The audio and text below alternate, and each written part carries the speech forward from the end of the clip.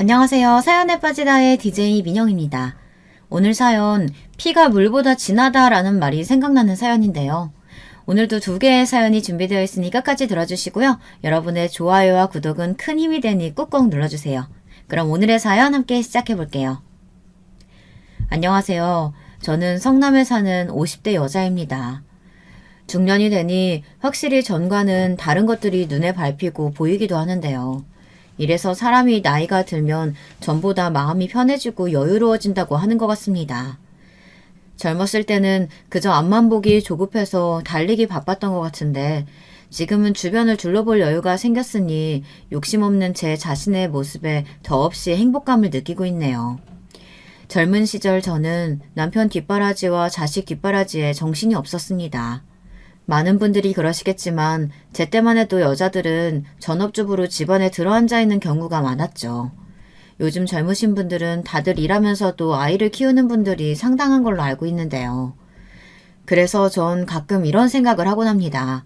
저도 조금만 젊었다면, 다른 세대에 태어났더라면 중년이 주는 여유와 편안함이 좋다가도 이런 면에선 아쉽기 그지없답니다.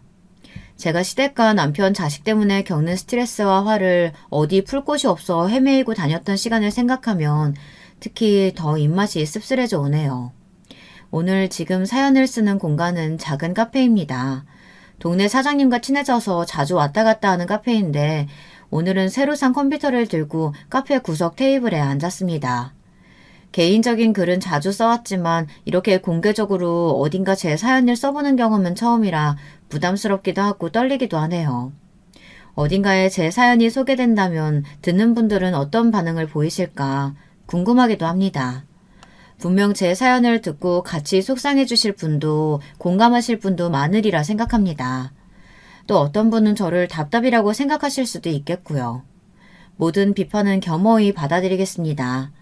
다만 사람의 마음 모양이 어느 면은 비슷하게 생겼듯 저도 상처받는 경험보단 위로와 격려를 얻을 수 있었으면 합니다. 부디 많은 분들이 들어주시고 여러분들의 소중한 경험들과 비교하여 제 작은 이야기를 끝까지 들어주세요. 그럼 한번 제 이야기를 나눠볼게요. 저희 자식들은 어린 시절 참 많이도 속을 썩였답니다. 자식, 남편, 시댁이 모두 한 세트였다고 봐도 무방하죠. 참 생각만 해도 숨막히죠. 저도 그랬습니다. 남편과 만난 건 20대 초반 낭낭하던 시절이었는데요. 그때 저는 남편이 너무나 멋져 보였습니다. 남편은 좋은 대학을 나와 사업을 하는 사람이었는데 호탕하면서도 시원스러운 성격이 마치 저희 친정아버지를 빼닮았었어요. 실제로 저희 친정아버지도 사업을 하셨었는데 중간에 한번 크게 말아드셔서 더 이상 엄두를 내지 못하시긴 했지만 저는 어린 시절 친정아버지의 그런 면이 좋았습니다. 어린 나이엔 아버지가 매일 밖으로 돌아다니시며 부하 직원들을 두고 일을 하시는 것이 마치 바다를 가르며 종횡문진하는 선원같이 느껴지기도 했어요. 용감해 보였고 존경스러웠죠. 특히 바깥에 냄새를 묻히고 들어와 그 당시 가격으로 무척 비쌌던 간식거리들을 안겨주시면 아버지 품에 코를 박고 한참을 킁킁대고는 했어요. 하지만 이건 제가 어렸기 때문에 아버지의 단면만 보고 판단한 것이었답니다. 쉽사리 판단을 내려버린 거였죠. 사실 아버지는 사업가로 일하시면서 가정을 단 한 번도 제대로 돌본 적이 없으신 분이었습니다. 돈만 집에 갖다 줬지 저나 친오빠에겐 관심조차 없었어요. 저희 어머니는 이로 인해 꽤나 마음고생을 하셨답니다. 저에 비해 아버지를 잘 알고 있었던 친오빠는 아버지에게 반감이 심했습니다. 오빠의 눈은 적대감으로 번들거리고 있었고 저는 오빠가 무서웠죠. 오빠를 이해할 수 없었어요. 왜 아버지를 미워하고 싫어하는지요. 그러던 어느 날 큰일이 터지고 말았습니다. 앞서 말했듯 아버지의 사업이 망하는 일이었습니다. 영영 건고할 줄 알았던 성이 무너지게 된 것이었죠. 아버지는 그 이후 집을 나가버리셨고 다신 돌아오지 않으셨습니다. 친오빠는 그것 보라며 아버지를 욕해댔고요. 저는 아버지가 언젠간 돌아오실 거라고 말했어요. 오빠, 우리 아버지 돌아오실 거야. 그렇게 말하지 말라고. 오빠가 뭔데 섣불리 아버지를 판단해. 너는 아직도 아버지를 모르는 거야? 아유, 답답하다. 어리니까 그런 거겠지 뭐. 아무튼 이제는 내가 가장이니까 너는 내 말만 따라. 엄마도 내가 모실 거야. 오빠는 비장하게 자신이 가정을 지키겠다고 말했습니다. 당시 어머니는 충격으로 알아놓으셔서 곡기도 끊고 지내고 계셨는데요. 오빠는 엄마를 보며 많은 생각을 한 듯 했습니다. 일단 내가 어디든 가서 돈을 벌면 돼. 그리고 그 돈으로 너 대학도 보내주고 엄마 집도 옮겨주고 그럼 돼. 넌 아무것도 걱정하지 마. 오빠는 결의와 비장한 각오에 차있었지만 저는 걱정이 사라지지 않았습니다. 왜냐하면 아버지의 사업 실패보다 더 큰 일이 사라지지 않고 남아있었어요. 아버지가 남긴 빚으로 인해 빚쟁이들이 저희 가족을 따라다니기 시작했던 거였습니다. 그 사람들은 하루가 멀다 하고 저희 집 문을 두드렸고 집기들을 때려 부숴댔습니다. 엄마는 제발 그러지 말라고 무릎까지 꿇고 빌어야 했어요. 그 모습에 저도 오빠도 마음이 미어져와 급기야 눈물을 터뜨리고 말았죠. 아마도 저도 오빠도 어린 나이에 겪으면 안 될 일을 모조리 겪은 것 같습니다. 엄마는 자신이 이상한 남편과 결혼해서 저희까지 피해를 끼쳤다고 생각하시는 것 같았습니다. 다 엄마 때문이다.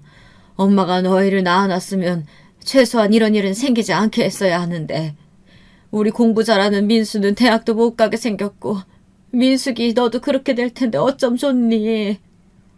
엄마, 나는 괜찮아요. 여기 동네에서 조금 떨어진 그 공장 아시죠? 거기 사장님이 내 친구 아버지예요. 사장님이 취직시켜준대요. 거기서 돈 벌고 어느 정도 나오면 빚쟁이들한테도 시달리지 않을 수 있고 우리도 다시 예전처럼 살 수 있을 거예요. 그러니까 너무 속상해하지 마세요. 대학은 안 가도 전 저대로 잘 될 수 있어요. 저와 오빠는 열심히 위로했습니다. 특히 오빠가 엄마를 많이 챙겼습니다. 허나 그러던 어느 날 우리 가족이 오빠가 벌어다주는 돈으로 하루하루 어떻게든 버텨나가고 있을 때쯤 다시금 운명이 우리를 조롱하는 듯한 일이 벌어지더라고요.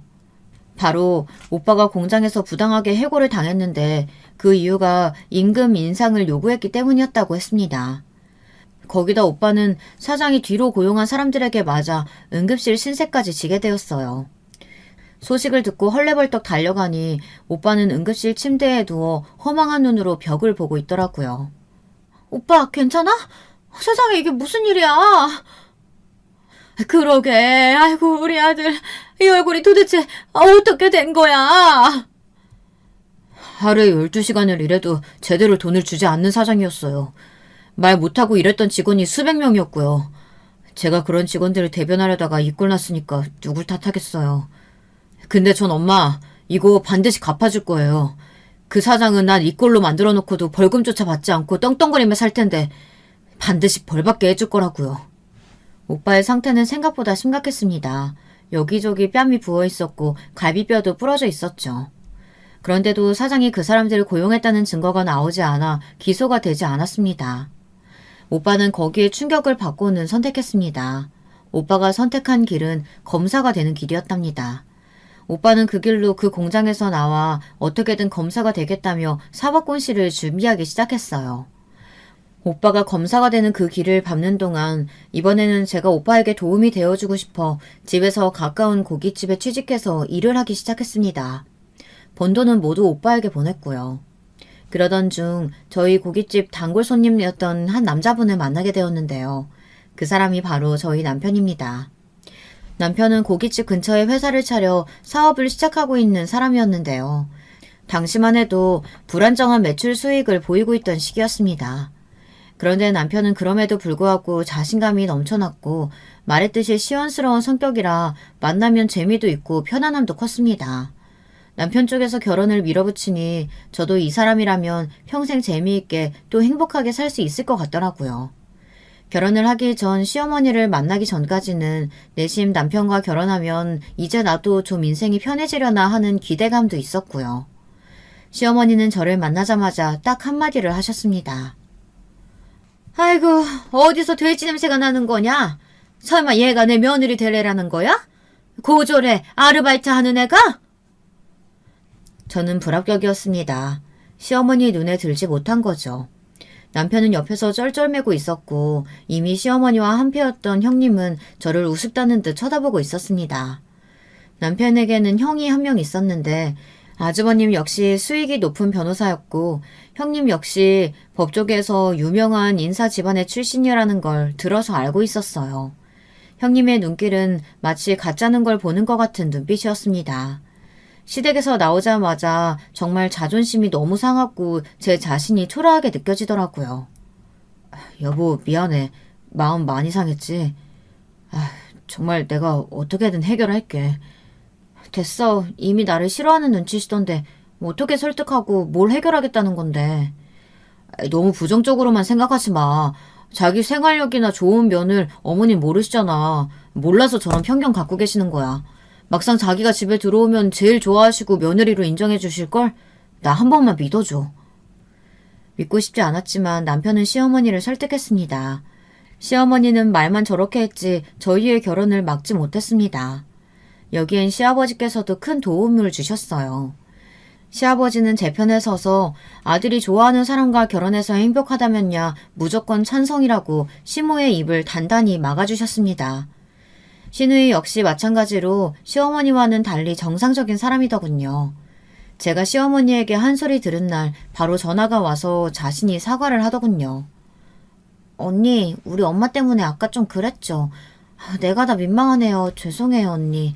앞으로 한 식구 될 사이인데 벌써부터 불편하게. 엄마가 왜 그랬는지 모르겠어요. 언니 마음 풀릴지 모르겠지만 그래도 내가 대신 사과는 하고 싶었어요. 아가씨는 저에게 따뜻한 말로 미안하다는 사과를 전했습니다. 아마 이 두 사람이 없었다면 전 시댁에 들어갈 엄두도 내지 못했을 거예요. 시댁에 그래도 남편을 포함한 3명은 내 편이라 생각하니 용기를 가지고 결혼을 할 수 있었던 거죠. 근데 며느리가 되고 난 후 맞이한 첫 명절, 그 설날을 아직 잊지 못합니다. 이유는 아시겠지만 너무 끔찍했기 때문이죠. 오늘 제가 사연을 쓴 이유도 설날에 일어난 사건이기에 머릿속에서 더 겹쳐지는데요. 제가 결혼하고 맞이한 첫 설날, 시어머니는 만두를 직접 빚어야 한다며 저를 불러서는 하루 종일 만두피를 만들고 속을 채우게 시켰어요. 떡국부터 시작해 이것저것 준비하는데 일이 끝날 기미가 보이지 않을 정도로 할 일이 많았습니다. 시누이가 일찍 오는 바람에 그나마 다행이었죠. 저는 시누이가 반가워서 만두를 빚으며 이런저런 이야기를 하게 됐습니다. 그냥 여자들끼리 나눌 수 있는 소소한 대화였어요. 근데 저와 시누이의 대화 소리가 거슬렸는지 갑자기 부엌에서 버럭 시어머니의 호통 소리가 들려오는 겁니다. 얘, 너 음식하면서 침 다 튀면 어쩌려고 입을 그렇게 놀려대는 거야? 어? 그건 네 시아버지랑 내 입에 들어갈 것들이야. 여자가 조심스럽게 행동하지는 못할 망정? 아휴, 어디 시댁 가서 놀궁리나 하고 앉아있어? 엄마, 그게 아니고 우리 일하면서 말한 거예요. 왜 그래요? 괜히 며느리 기 잡으려고 그러시는 거죠. 그런 거 하지 말라니까. 너는 조용히 하고 있어. 저는 당시엔 아무것도 모르는 며느리였기에 시어머니가 화를 내면 죄송하다고 말해야 하는 줄 알았어요. 그래서 다음부턴 조용히 입을 다물고 만두를 빚고 있었죠. 시누이도 제 얼굴 표정을 보고 마음이 안 좋아졌는지 옆에서 한숨을 푹푹 쉬더군요. 그런데 일은 그 다음에 일어났습니다. 떡국을 다 먹은 후 점심쯤 되어 세배를 드리려고 기다리고 있는데 갑자기 형님이 저에게 다가와서 이러더군요. 동서, 어머니한테 드릴 돈 준비했지? 네? 돈이요? 그럼 만두 속재료랑 재료 다 어머님이 직접 사신 건데 음식값 준비 안 했어? 그거요? 아무래도 말씀드리려 했는데 시아버지께서 명절날 용돈 같은 거 주실 필요 없다고 하셔서 크게는 준비 안 했어요. 간단히 5만 원 정도만 봉투에 넣었어요. 저희 시아버지는 인정이 참 많으신 분입니다. 행동에 대한 예측도 상당히 잘하시고요. 직업이 사람의 심리를 연구하는 박사님이라 그러신 건지 아버님은 저희 부부가 어떻게든 용돈을 드릴 걸 알고 있었나 봐요. 그래서 절대 주지 말라고 며칠 전부터 연락이 오셨더라고요. 시어머니도 그렇게 알고 있다고요. 근데 여기서 형님의 반응이 무척이나 이상했습니다. 동서도 참 큰일이다. 어떻게 그걸 고지고대로 받아들여. 동서 사회생활 안 해봤다 했나? 그래서 그런가 영 분위기 읽는 눈이 없네. 눈치도 없고. 이래서 며느리는 사회생활 해본 사람으로 들여야 한다고 했던 건데 앞으로 우리 집안에서 생활하려면 눈치도 빠르고 행동도 빠릿빠릿해야 할 거야. 이건 내가 손윗 사람으로서 하는 충고니까 잘 새겨들어. 어머님 용돈 준비 안 한 거 알면 분명 노하실 거라고. 네? 그게 무슨 말씀이세요? 형님은 두고 보라는 표정으로 피식 웃더군요. 세배를 하고 난 후에도 딱히 용돈을 드리진 않았지만 시어머니와 시아버지는 아무 말씀 없으셨습니다. 형님이 딱 봉투를 꺼내 애교를 부리며 시어머니께 건네드리기 전까지는요. 형님은 자그마치 100만 원을 넣었다고 말하더군요. 시어머님 100만 원이란 숫자에 얼굴이 환해지셨습니다. 아이고 고마워라. 100만 원씩이나? 못하러. 니들 살기도 퍽퍽할 텐데 말이야. 고맙다 고마워. 우리 큰아가는 우리 집안 행사라면 이렇게 늘 마음을 써주는구나. 시아버지는 형님에게 굳이 줄 필요 없다고 돌려주시려고 하는 기색이었지만 시어머니가 그것을 이미 가로채 품 안에 넣었기에 그럴 타이밍도 놓쳐버리신 듯 했습니다. 시어머니는 계속해서 형님 칭찬을 늘어놓으며 큰며느리가 기둥 역할이 돼서 든든하다는 말을 반복했어요. 그것도 저를 보면서 말이죠. 마치 저에게 말하는 듯 계속 형님을 칭찬하시는데 솔직히 불편했습니다. 괜히 제가 돈이 아까워서 돈을 안 준 며느리가 된 듯한 느낌이었죠.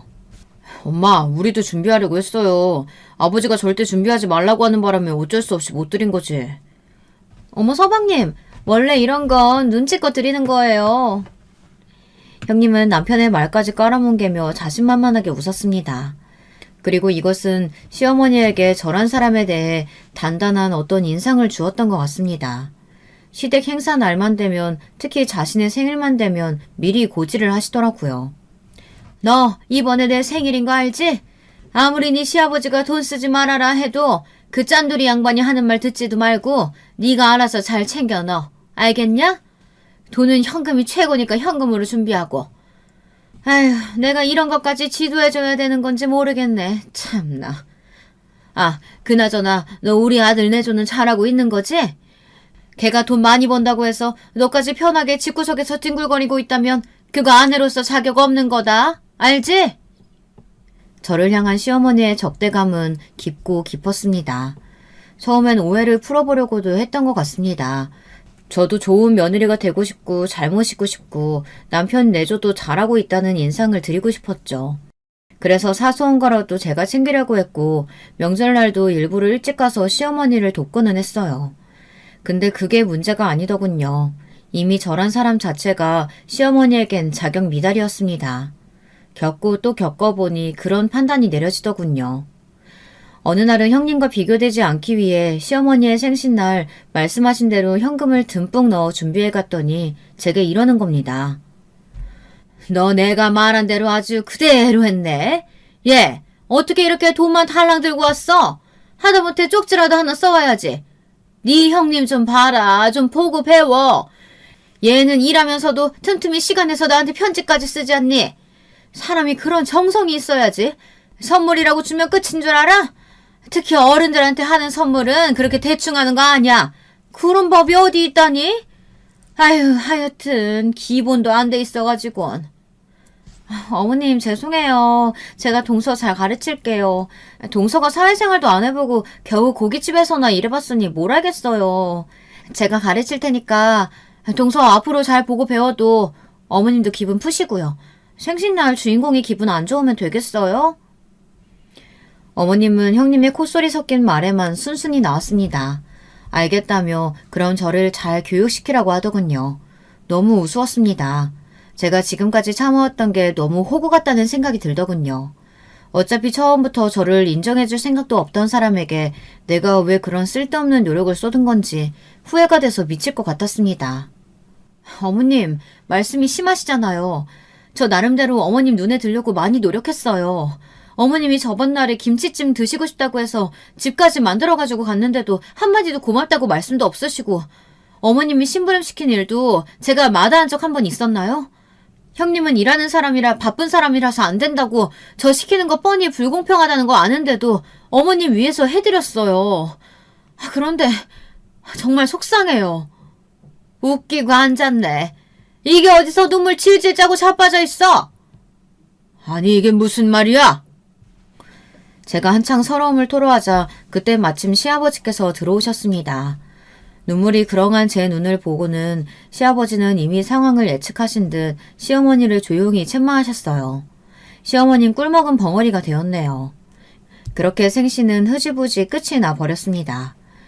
시아버지는 나중에도 저에게 와서 시어머니를 크게 꾸짖었으니 앞으로 저를 함부로 말하거나 무시하는 일이 없을 거라고 고생 많았다고 토닥여 주시더라고요.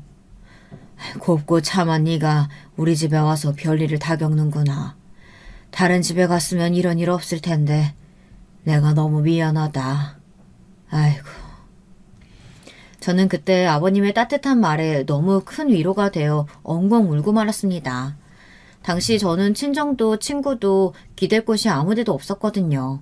친정에 연락하면 걱정할까봐 하지도 못했고 남편 역시 사업이 바쁘다며 모르쇠였습니다. 외려 모르쇠 정도였다면 참아주었겠지만은 제가 한탄을 어렵게 토로하면 이런 식이어서 정이 떨어졌어요. 아니 나보고 그럼 어쩌라는 거야. 아 당신 왜 이렇게 시비 걸고 싶어 안달난 사람 같아. 한가롭게 집에 있으니까 그래? 어머니가 그러시는 건 나도 어쩔 수 없어. 당신도 각오했던 일이잖아.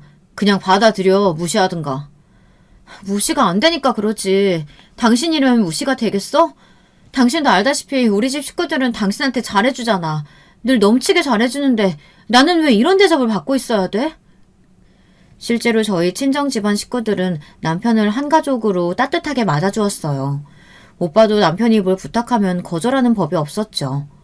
오빠는 자신의 꿈을 이뤄 검사가 되어 열심히 일하고 있는 참이었는데 남편이 무언가 법적으로 자문을 구할 일이 있으면 오빠가 적극적으로 나서서 도와주고는 했어요. 그런데도 제가 저렇게 말하니 어느 날 남편은 다소 충격적인 말을 하더군요. 야, 우리 집이랑 네 집이랑 같냐? 다르지? 다르다니 뭐가? 수준이 다르잖아.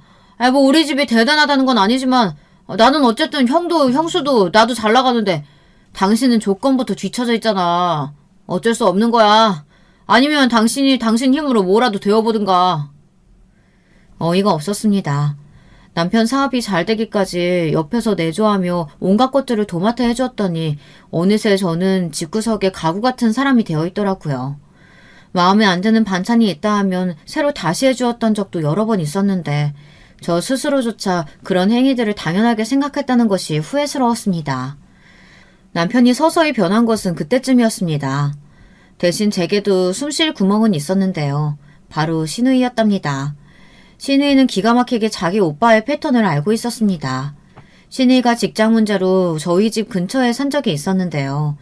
제가 첫 애를 낳고 나서 남편의 무관심에 점점 집착할 때쯤이었을 거예요. 신우이가 저희 집에 올 때마다 남편이 없는 것을 보곤 어느 날 남편을 불러다 앉혀놓고 말하더라고요. 오빠, 언니한테 잘 좀 해. 언니만한 사람이 어딨어. 오빠 챙겨주고 애 다 봐주고 언니만큼 살림 잘하는 사람 나는 보지도 못했어. 언니가 불평불만 없이 챙겨주면 고마운 줄이라도 알아야지. 오빠도 고맙다는 말 할 줄 알아야 돼. 난 요즘 혼자 독방 육아하는 언니가 너무 가엾다고. 오빠 어제도 외박했다며? 애기가 오빠 얼굴도 못 알아보겠어. 너는 왜 와서 또 짹짹거리고 있는데? 안 바쁘냐? 저는 신우이가 고마웠습니다.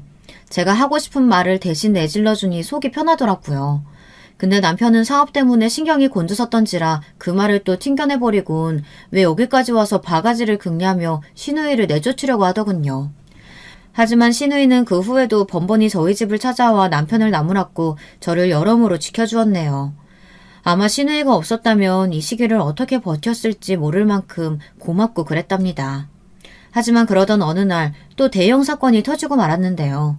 바로 형님으로 인해 벌어진 사건이었는데요. 때는 시어머니의 여행을 두고 말이 나왔을 때랍니다. 시어머니가 자주 모이는 친구들 모임에서 여행을 가자는 이야기가 나왔나 봐요. 해외여행이란 말에 혹한 시어머니는 어떻게든 화려한 세계가 가득할 해외여행을 반드시 죽기 전 가셔야겠다고 했고 시아버지는 굳이 왜 집을 비우냐며 두 분이서 그 문제로 잠깐 사소한 말다툼이 있었어요. 저는 시어머니, 시아버지 입장을 모두 둘 다 이해했습니다. 그래서 딱히 어느 쪽의 편을 든다기보다는 가만히 자리를 지키고 있었죠. 문제는 형님이 이것을 가족여행이라는 테마로 상의 없이 바꾼 것에서 출발했어요. 돈은 제가 지원해드릴게요, 어머님. 그렇게 가고 싶으시면 가야죠. 가는 김에 저도 같이 가요. 아니면 아예 가족여행을 가는 건 어때요? 아버님도 해외여행 안 가보셨잖아요. 저는 1년에 한두 번은 꼭 가지만 갈 때마다 정말 좋거든요. 형님은 갑자기 가족여행을 가자며 주제를 바꾸어 말을 이어갔고 반드시 저도 같이 가야 한다는 신호를 보냈습니다.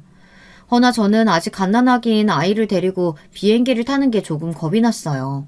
사실 저는 비행기 공포증이 심했거든요. 거기다 우리 아이를 해외까지 데려가 같이 고생할 자신이 없었습니다. 그런데 제가 초장에 그렇게 솔직하게 말했더니 이어진 형님과 시어머니의 반응이 무척이나 매서웠습니다. 시어머니는 단단히 곡해하고 계셨어요. 아니, 너 지금 장난하냐? 아무리 내가 싫다고 해도 그렇지 이럴 땐 장단은 맞출 줄도 알아야 되는 거야. 어디 지금 네가 간다 안 간다 하고 자빠져 있어. 며느리로서 우리 큰아가처럼 비용을 대준다 뭐 해준다 해도 모자를 파네. 어머님, 그게 아니고 저는 진짜로 비행기 타는 게 무서워요. 무서운데 어떡하나요? 그리고 아기는 어쩌고요. 아직 너무 어리잖아요. 시어머니는 상상 이상으로 노하셔서는 저를 죽일 듯이 노려보았습니다. 우리 아들 헬스케져서 저러고 다니는 거 내가 보고도 못 본 척 가만히 뒀더니만 얼마나 네가 나를 얕봤으면 해외여행 가자는 거 하나 못 간다고 지랄 연병을 떨고 앉아있어. 괘씸해서 원. 너는 네 큰형님 보면 뭐 느끼는 거 없냐? 쟤는 돈도 벌고 애도 키워 우리 여행비도 지원해준다는 애야. 넌 네 형님에 비해 떨어져도 한참 떨어지는데 쪽팔리거나 창피해지도 않어? 아니 사람으로서 그런 걸 알긴 아는 거냐? 아휴, 이래서 가정교육이 중요하지. 네가 쟤처럼 괜찮은 집안에서 태어났다면 이럴 일도 없었을 텐데 괴상한 집안에서 태어나 자랐으니 아휴, 보고 배운 게 그거밖에 없었겠지. 어머님! 저는 이날 너무 화가 났습니다. 틈만 나면 형님과 비교하며 말하는 것도 화났지만 가정교육까지 운운하며 집 나간 아버지를 들먹이다뇨. 아무리 며느리가 시어머니보다 아래라고 해도 그게 큰 어른이란 사람 입에서 나올 수 있는 말인가요? 저는 아무렇지 않게 그런 말씀을 하신 시어머니에게 너무 화가 나서 온몸에서 열이 뿜어져 나오는 기분이었어요. 시아버지는 다급히 상황을 수습하려 했지만 저는 이미 이성줄을 놓고 말았습니다. 시어머니에게 왜 제 아버지에 대해 말씀을 얹으시냐며 굳이 그래야 하냐며 대들고 따지었죠. 그러자 시어머니는 거기에 더 노하셔서는 펄펄 뛰었습니다. 사과해 주세요. 너 같은 게 뭘 한다고 지금 나한테 훈계하려고 들어? 겨우 애 낳아놓고 앉아서 내 아들 등골 쪽쪽 빨아먹는 주제에. 너 설마 네 친정오빠가 검사다 뭐다 해서 그것 때문에 이러는 거냐? 그런 거라면 웃기는 소리 하지도 말어. 우리 큰며느리 집안 자체가 아주 유서 깊은 법조계 집안이니까. 니네 친정오빠는 갖다 붙일 수도 없다고. 어머님, 제발 제 가족 비하 좀 그만하세요. 저 깎아내리는 것도 모자라서 이젠 제 오빠까지 무시하려 드세요? 도대체 어머님은 어디서부터 뒤틀리신 거예요? 저는 어머니를 도저히 이해할 수가 없어요. 제가 아무리 어머니를 이해해보려고 해도 한 가족으로 받아들여 보려고 해도 이젠 마음이 안 내킨다고요. 어머니 일단 말씀 함부로 하신 것부터 사과해 주셔야겠어요. 안 그러면 저도 더 이상 시댁에 오기 껄끄러워질 것 같네요. 뭐야? 누가 누구한테 뭘 해? 사과를? 이게 미쳤나? 그때였습니다. 저와 시어머니의 싸움이 점점 전입가경으로 이루고 있을 때 시어머니는 번쩍 손을 들고 말았습니다. 저는 그 손에 맞을 거라는 본능적인 직감이 들었지만 피하지 않았고요. 모르겠습니다. 아플 걸 알았지만 별로 피하고 싶지 않았어요. 대신 눈은 저도 모르게 감긴 것 같아요. 나중에 실눈을 뜨고 보니 다행히 시어머니의 손을 시누이가 맞고 서 있더라고요. 시누이는 미쳤냐며 며느리 얼굴에 왜 손을 대냐며 시어머니를 혼냈습니다. 시아버지 역시 역성을 내쉬었고요. 아가, 미안하다. 집에 가 있어라. 여긴 내가 알아서 하마. 시아버지는 저희를 먼저 보내야겠다며 시어머니를 데리고 방으로 직접 들어가셨고 시누이가 저를 집까지 바래다 주었습니다. 시누이는 이날 아무 말도 하지 않고 멀거니 서 있는 남편을 혼냈었는데요. 남편은 무슨 일이 일어나도 자기와는 전혀 상관없는 일이라며 태도를 취하더군요.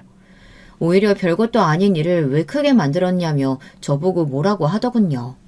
저는 아주 여기에 질려버렸습니다. 갓난아기를 데리고 도망치듯 친정으로 가버렸고 그 이후 한참간은 남편과 별거 한 채로 지냈습니다. 친정에선 제가 무슨 일이 생긴지 눈치채었지만 제가 말해주기 전까진 일부러 묻지 않았어요. 엄마는 그저 삼시세끼 제 밥을 챙겨주시고 우리 아이를 돌봐주시고 저에게 든든한 버팀목이 되어주셨죠. 제가 다시 집으로 들어가게 된 건 친정에 발을 들이고 오빠가 우리 집을 찾아왔을 때였습니다.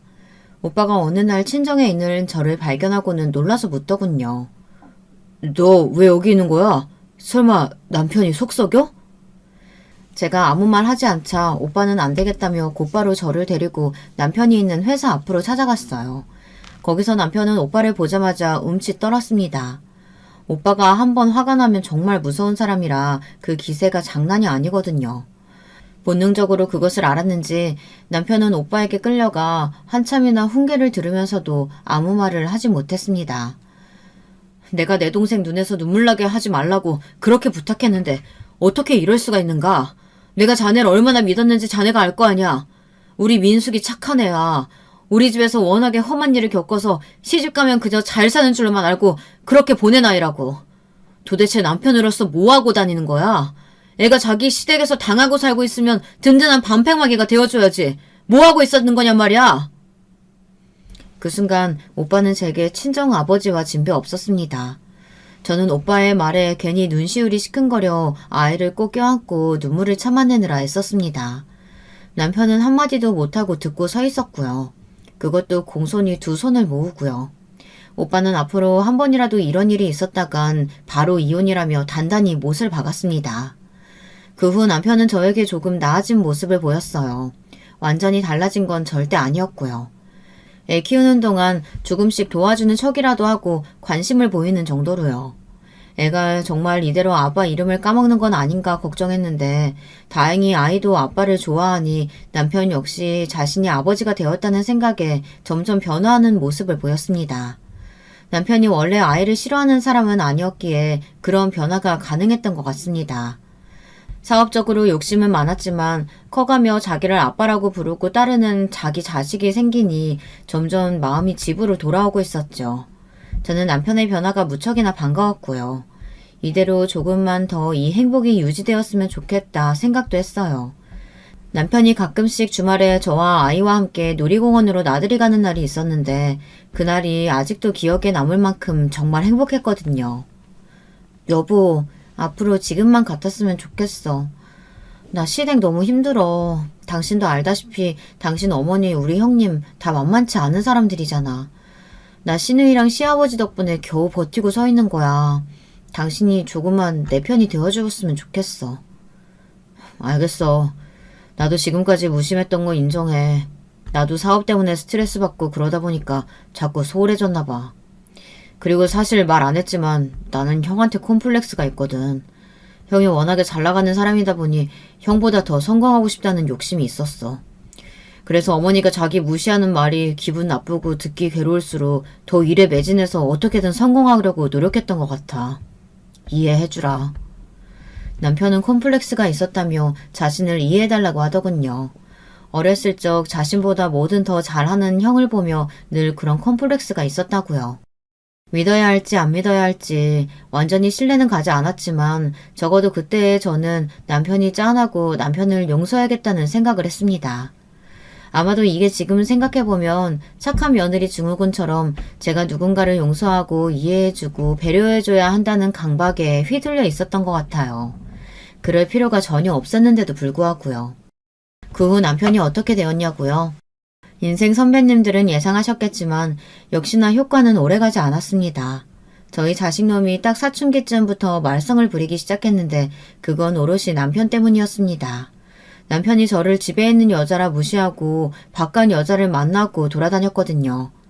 바깥 여자들은 모두 남편과 같이 일하는 여자 아니면 어엿한 직업과 돈을 가지고 있는 여자들이었습니다. 그게 저로 하여금 자존심을 더 상하게 만들기도 했습니다. 또 아무리 다른 여자들이 끌린다 해도 애 있는 유부남이 여자를 만나고 돌아다닌다는 게 말이 되나요? 어쩌다 저에게 바람이 걸려도 자기는 절대 맹세코 그런 적 없다며 발을 빼도 모자를 판에 뻔뻔스레 나오는 것도 징글징글했습니다. 당신이 몰라서 그러는 건데 원래 사업하는 남자들 다 그래. 사람 만나는 게 일인데 어떻게 여자를 안 만나고 다니냐? 내가 그 여자랑 뭘 하겠다는 게 아니야. 그냥 하룻밤이라고 하룻밤 내가 데리고 논 거야. 당신은 그런 여자들한테 신경 쓸 필요 없어. 어차피 내 와이프는 당신이고 애들 엄마도 당신이잖아. 난 이혼 생각도 없고. 그럼 된 거지, 안 그래? 당신은 그냥 지금처럼 편하게 살아. 내가 주는 돈으로 애들만 잘 키워주고. 장난해? 지금 그 변명이 통할 거라고 생각해? 그렇게 생각하고 짓거리는 거야? 아무리 그렇다고 해도 어떻게 애들 앞에서 바람을 들키길. 애들이 날 뭐라고 생각하겠어. 우리 애들이 받을 상처는 또 어떻고. 당신은 바람피는 아버지로 남고 싶어? 애들이 당신을 그렇게 생각했으면 좋겠냐고. 아이, 또 왜 이렇게 극단적이실까? 여보, 오버하지 마. 사업하는 남자들 다 이런다니까? 당신이 몰라서 그래. 당신도 사업하면 아마 나처럼 살게 될걸? 그냥 좋게 넘어가자, 좋게, 어? 내가 앞으로 허튼 짓 안 할 테니까. 그럼 됐지? 저는 그 당시 남편이 아니라도 여러 문제로 마음이 힘들었습니다. 자식놈들 중에 한 놈은 학교에서 누군가를 패고 다녀 여러 번 제가 무릎을 꿇어야 하는 상황이 있었고, 나머지 한 놈은 외려 맞고 다녀 마음을 아프게 했죠. 어느 쪽으로도 행복하지 않았습니다. 인생이 너무 불행하고 왜 나한테만 이런 운명이 주어진 걸까 싶었죠. 그런데 어느 순간 남편에 대해선 포기를 하게 되더라고요. 여러분도 이런 감정을 아실까요? 남편과 싸우는 것도 어느 순간부턴 지긋지긋해지니 그냥 저 양반이 어떻게 살든 내 할 바 아니고 나는 그저 내 자식들 문제만 신경 쓰고 살아야겠다. 그렇게 마음이 고쳐졌어요. 그리고 그 이후엔 저희 둘째 애가 왕따를 크게 당해서 세상을 등지는 선택을 하려고 했던 사건이 있었습니다. 둘째 아이가 어느 날 메모를 남겨놓고 집 밖을 나갔는데 그건 유서였습니다. 엄마 미안해. 키워줘서 고맙고 이런 비겁한 선택을 해서 미안해. 라고 적혀있더라고요. 그 유서를 보자마자 허겁지겁 달려나갔는데 둘째를 찾을 수가 없었습니다. 결국 실종 신고까지 해야 했죠. 나중에 어렵게 둘째를 경찰서에서 만나게 되었을 때 얼마나 통곡을 했는지 모릅니다. 어떻게 사람의 인생에 이렇게나 많은 질곡이 있을 수 있는지 전 딱 한 번만이라도 신이 내 앞에 있다면 물어보고 싶어요. 제 앞에 있던 둘째는 고개를 들지 못하고 그저 죄송하다는 말만 반복했는데요.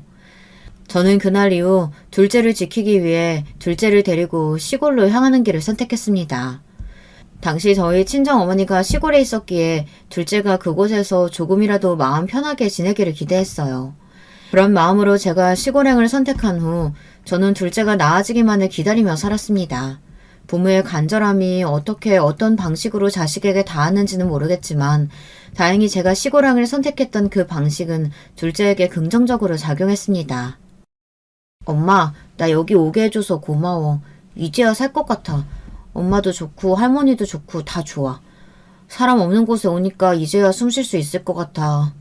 특히 할머니께 너무 감사해. 할머니가 밤마다 내 손을 잡아주셨는데 덕분에 편안했어. 둘째의 말은 무척이나 짠했지만 저는 마음 한켠으로 다행이라고 생각하고 있었어요. 그리고 슬슬 둘째가 마음의 준비가 되었을 때 다시 남편이 있는 집으로 돌아갈 준비를 하고 있었죠. 그때까지만 해도 전 시댁에서 무슨 일이 벌어지고 있는지는 상상도 하지 못했어요. 제가 둘째를 데리고 남편 집으로 향했을 때는 이미 제 예상 범위를 벗어난 일들이 벌어지고 있더라고요. 일단 남편이 다른 여자와 함께 하하호호 하고 있는 건 물론이고 시어머니가 그 옆에서 그 여자를 이미 며느리로 취급하고 있는 대화가 오가는 중이었죠.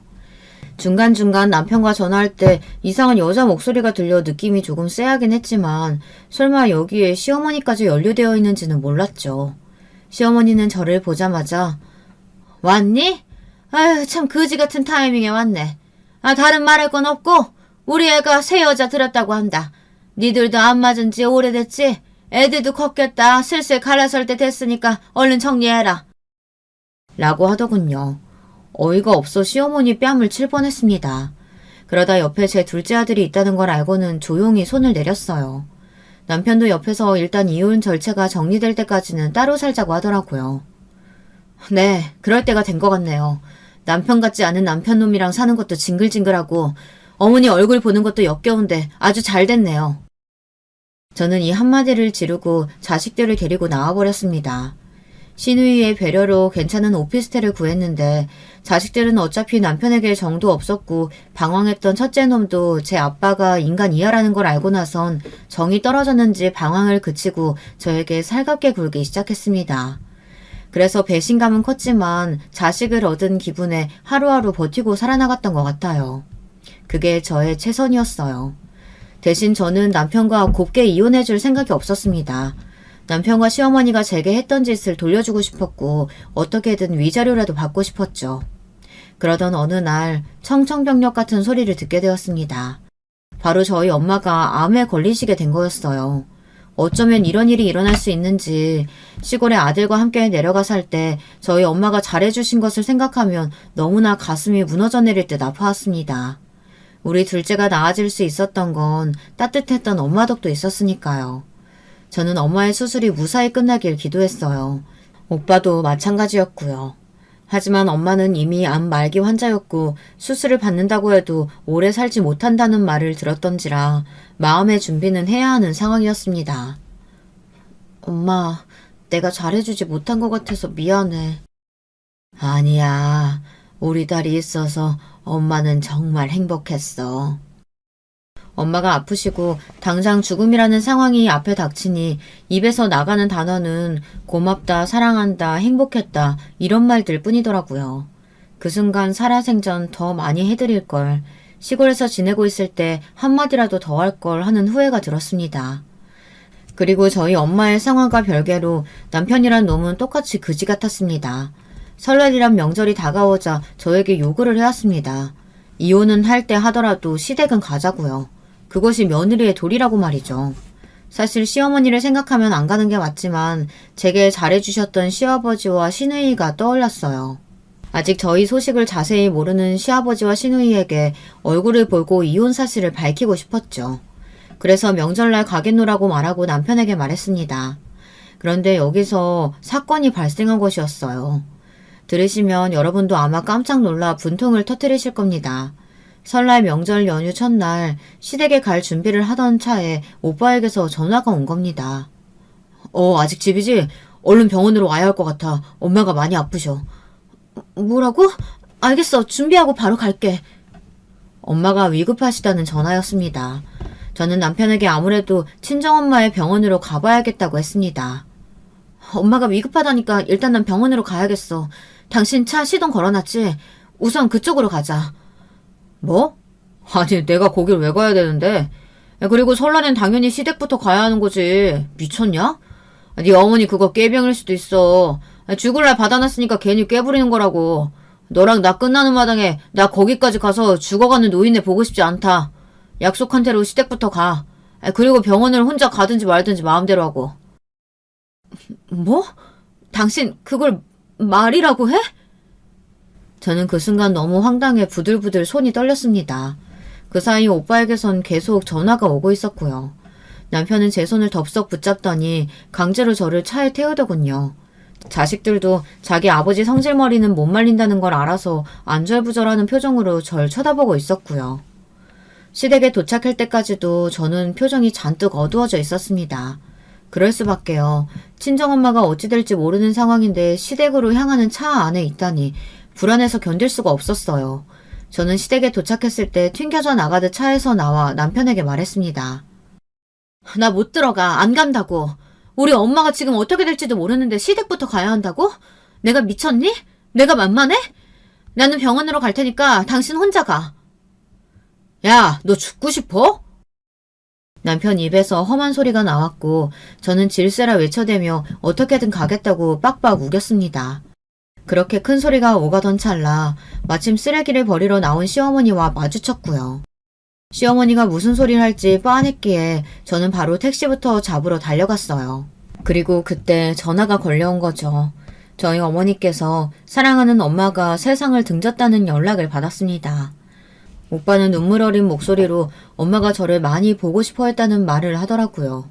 저는 그 말에 그만 풀썩 주저앉아 대성통곡을 하였습니다. 엄마의 마지막을 지키지 못했다고 생각하자 주체할 수 없이 감정이 터져나오며 눈물이 쉴 새 없이 흐르더라고요. 그러면서 저는 오빠에게 다 말하게 되었어요. 왜 제가 그곳을 가지 못했는지, 남편이 발목을 붙잡았다는 사실을 모두 말이죠. 오빠, 갈 수가 없었어. 가고 싶었는데 갈 수가 없었어. 엄마한테 미안해서 어떡해? 나 어떡하면 좋아? 오빠는 잠시간 말이 없었습니다. 저는 그 침묵에서 오빠가 단단히 화가 났다는 것을 알 수 있었습니다. 나중에 엄마의 장례를 치르고 오빠와 둘이 조용히 이야기를 나누었는데 오빠가 의미심장한 말을 하더군요. 나는 절대 용서할 수 없다.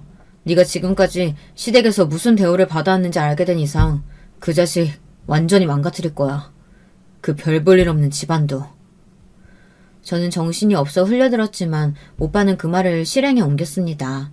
검사란 직업을 이용해 남편이 저질렀던 모든 부정부패들을 조사한 것이죠. 오빠는 남편의 회사에서 이루어지고 있는 탈세와 더불어 회사 내 일어나고 있는 모든 문제들을 조사했습니다. 남편은 오빠가 조사를 하고 있는 줄도 모르고 상간녀와 살림을 합칠 생각에 희희낙낙하고 있었고요. 상간녀는 남편의 회사에 문제가 많은지도 모르고 결혼식을 준비하며 저에게 얼른 이혼해달라는 문자를 보내었는데요. 저는 그저 웃으며 결혼을 축복한다고 말해주었답니다. 이혼 소송 중이니 기다리세요. 결혼은 축복드릴게요. 그놈이랑 한번 잘 살아보세요. 결혼 생활 내내 행복할 거예요. 그러다 나중에 남편은 구속이 되고 난 후에야 저에게 그러더군요. 너 어떻게 나한테 이럴 수 있냐? 아니 네 오빠 시켜서 나 망하게 하면 네가 웃는 게 뭔데? 너 애들 엄마야. 애들이 이런 걸 보면 퍽이나 좋아하겠다. 당장 네 오빠한테 말해서 취소해달라고 해. 빌라고. 우리 애들은 이미 다 알고 있어. 오히려 당신이 구속되길 원하고 있다고. 하기야 애들한테 관심이 없었으니 어떻게 애들 마음을 알겠니. 나한테 지금까지 한 짓들은 용서할 수 있어도 우리 엄마 마지막 못 보게 한 것만큼은 절대 용서 못해. 감옥에서 뼈저리게 반성하면서 살아봐. 감옥? 누가 감옥에 가? 그렇게 처절히 말하던 남편은 결국 지금 감옥에 갔습니다. 2년이라는 무거운 형벌을 받고 말이죠. 참혹한 대가를 받은 두 사람을 바라보며 저와 아이들은 흐뭇하게 웃었네요. 물론 남편이 망하며 시어머니도 그간 남편 돈으로 사치했던 것이 딱 끊겼기에 땅을 치고 후회했답니다. 더불어 오빠가 형님이란 그 못된 인간의 실상도 탈탈 털었기에 어머니는 더 기댈 곳이 없었죠. 그 점에서 전 너무나 통쾌한 결말을 얻었다고 생각해요. 얘야, 한 번만 다르게 생각해 줄 순 없겠니? 내 큰며느리까지 네 오빠가 지금 가만히 안 두고 있다고 하는데 그건 인지상정이 아니지 않겠어. 제발, 나 많이 반성하고 있다. 전혀 안 믿기는 말이네요. 어머님까지 감옥 가고 싶지 않으시면 조용히 입 다물고 계세요. 어느 날 무릎을 꿇으며 빌러온 시어머니의 말에 저렇게 당당히 응수해 주었던 것도 너무나 통쾌했고요. 지금은 아이들과 함께 다사다난한 인생을 벗어나 평온한 여유를 느끼고 있답니다. 전 남편 때문에 시어머니 때문에 힘들었던 것들의 보상이라도 받는 것처럼 아이들이 저를 행복하게 만들어주고 있네요. 안녕하세요. 오늘도 톡톡 사연을 찾아와 주신 여러분들 정말 감사합니다. 오늘은 바닷가 근처에 사시는 50대 후반의 사연자분께서 소중한 사연 보내주셨는데요. 기적 같은 얘기를 전해주신다고 합니다. 같이 한번 들어볼까요? 안녕하세요. 저는 바닷가에 위치한 지방 소도시에 살고 있는 50대 후반 여자입니다. 요즘같이 추운 날이면 예전에 있었던 일이 생각나 생각에 잠기곤 하네요. 힘들게 살았던 저에게 1년 전 특별한 기적이 찾아왔거든요. 그래서 요즘은 하루하루 따뜻하고 행복하게 지내고 있습니다. 창밖에 눈이 오는 걸 바라보면서 느긋하게 커피를 마시고 있다 보니 저에게 일어난 기적을 여러분께도 들려드리고 싶다는 생각이 들어서 사연을 보내봅니다. 처음으로 거슬러 올라가 보면 때는 30년 전이었습니다. 저는 남편과 결혼한 지 2년밖에 안 된 신혼이었고 아이는 없었습니다. 남편은 참 다정한 사람이었어요. 남편은 부모님이 일찍 돌아가셔서 저에겐 시댁이라고 할 곳도 없었습니다. 그저 남편 하나만 보고 결혼 생활을 시작했어요. 남편은 회사가 바빠서 집에 늦게 들어오는 날이 많았습니다. 전 집에서 간간히 소일거리를 하며 지냈는데 결혼하고도 매일 집에 혼자 있으니 쓸쓸하더라고요. 그래도 남편이 늦은 시간에도 퇴근하면서 제가 좋아하는 간식거리를 사올 때는 그 조그만 거 하나에 기분이 풀리곤 했습니다. 남편은 누구에게나 친절한 사람이었어요. 같이 길을 걸을 때도 동네 할머니, 할아버지에게 예의 바르게 인사를 하고 지나가던 꼬마 아이에게도 웃으며 사탕을 건네는 그런 사람이었죠. 그런데 그런 남편이 저에게 그런 짓을 할 줄은 정말 몰랐습니다. 눈이 많이 오는 어느 추운 겨울날이었어요. 유난히 퇴근이 늦는 남편이 걱정돼서 현관만 바라보고 초조해하고 있었습니다. 밤 12시가 되도록 남편이 오지 않자 혹시나 눈길에 사고라도 난 건 아닐까 발만 동동 구르고 있었습니다. 손톱을 잘근잘근 씹으며 거실을 불안하게 왔다 갔다 하다가 혹시 오고 있는 게 보이진 않을까 싶어서 커튼을 열고 창밖을 내다보았습니다. 근데 집 앞에 남편 뒷모습이 서성이고 있는 게 보였어요. 담배도 피우지 않는 남편인데 눈이 이렇게나 많이 오는데도 집에 안 들어오고 밖에서 뭐 하는 건지 이상했습니다.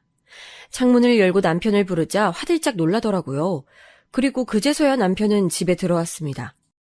현관문을 열고 얼굴만 빼꼼 내밀어 눈치를 살피던 남편은 조심스레 집 안으로 들어오더라고요.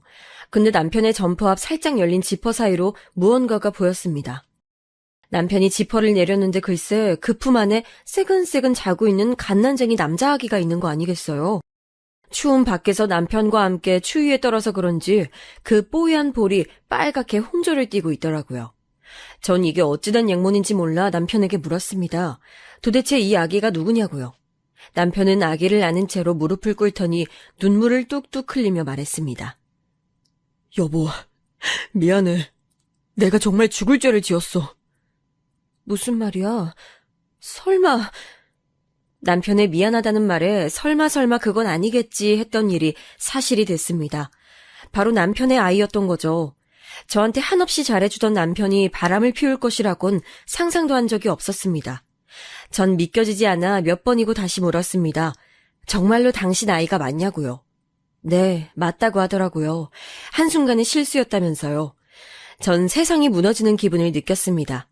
주먹으로 남편을 때리고 할퀴며 오열했습니다. 어떻게 나한테 이럴 수가 있어? 어떻게? 아이, 나만 사랑한다면서 그건 다 거짓말이었어? 대답해봐. 어떻게 나한테 이럴 수가 있어? 적어도 애는 만들어 오지 말았어야지. 정말 미안해. 정말. 남편은 제가 때리는데도 방어도 하지 않고 그대로 맞고만 있더라고요. 제 기분이 풀릴 수만 있다면 온몸이 부서질 때까지라도 맞겠다면서요. 전 짐승처럼 소리를 지르고 남편을 때리고 또 때렸습니다. 한참을 때려도 화가 풀리지 않고 오히려 머리에 열이 뻗쳐 정신만 더 아득해지더군요. 그렇게 한참을 때리던 와중 갑자기 으앙 하는 소리가 들렸습니다. 시끄러운 소리에 남편 품에 있던 아기가 깨어 울기 시작했던 것입니다. 전 당황해서 때리던 걸 멈추고 아기를 바라봤습니다. 이렇게 어린 아기는 처음 봤는데 이게 사람 아이가 맞나 싶을 정도로 조그맣더군요. 순간 그 오밀조밀한 얼굴에 남편과 닮은 눈매가 보였습니다.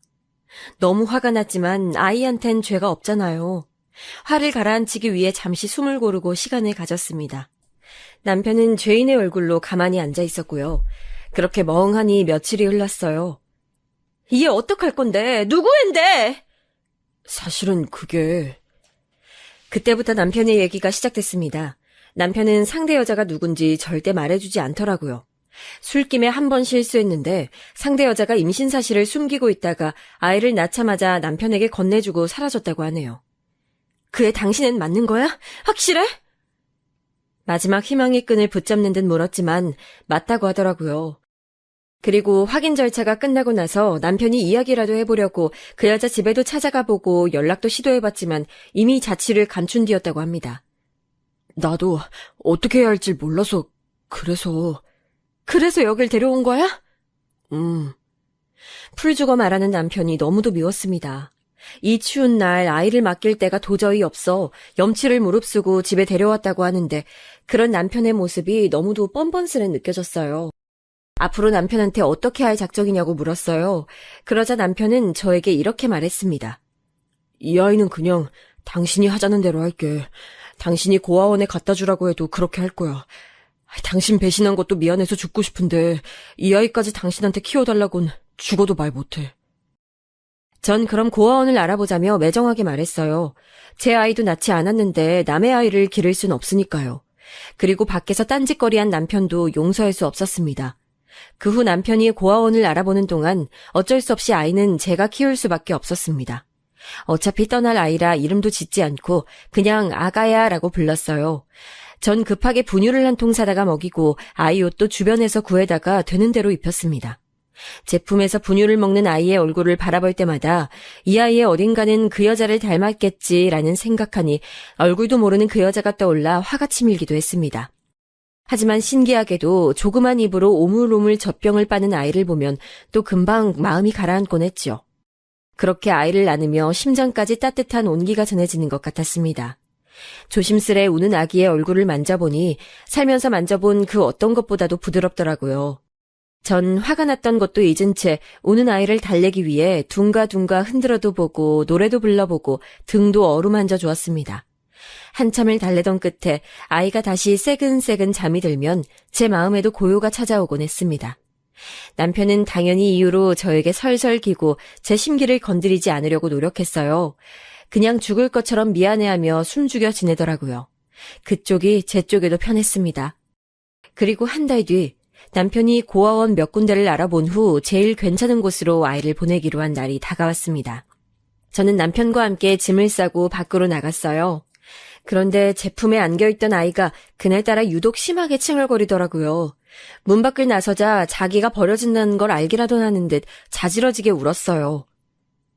아기야, 쉿, 왜 그래? 울지 마. 울지 마.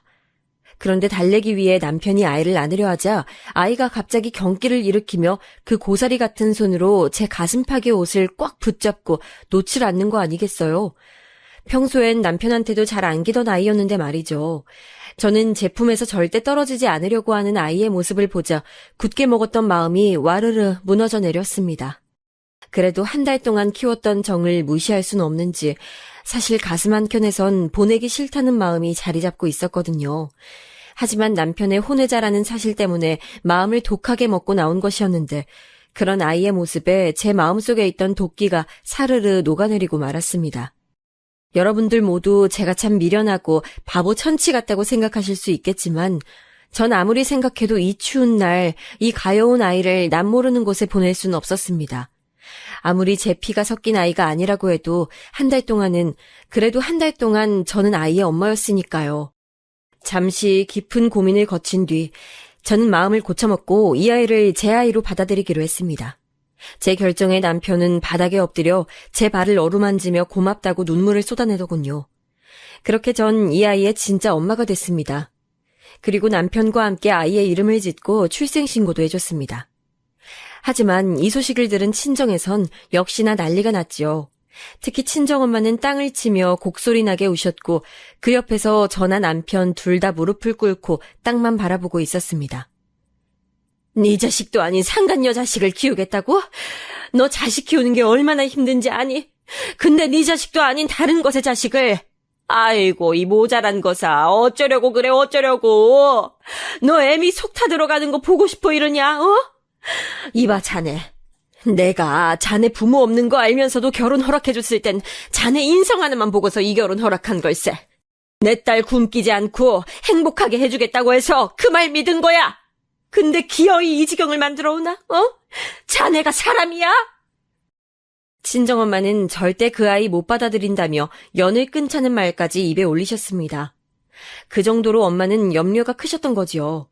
내 자식도 아닌 남의 자식 키우는 그 길이 얼마나 고되고 힘들지 아시기 때문에요. 하지만 그 이후로 저는 이 아이가 제 아이가 아니라는 생각은 단 한 번도 하지 않았습니다. 제가 배 아파서 낳은 아이는 아니지만 마치 제 뱃속에 10달 동안 품었던 듯이 소중하게 대했습니다. 그리고 아이를 받아들이기로 한 후 남편과의 사이도 다시 좋아져 아이와 함께 행복한 새 가족으로 지냈습니다. 어떻게 그런 일이 가능했는지 모르겠습니다만 무슨 힘이 작용했는지 모르겠어요. 지금도 그때를 생각하면 좀 이해가 안 되는 부분도 있습니다.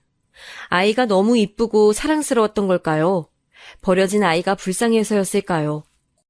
하지만 아이가 커서 결혼을 하고 손주를 낳는 행복한 상상을 하며 하루하루를 보내던 어느 날 저에게 비극이 찾아오고 말았습니다. 그날은 남편이 회사에서 당직을 서던 날이었어요.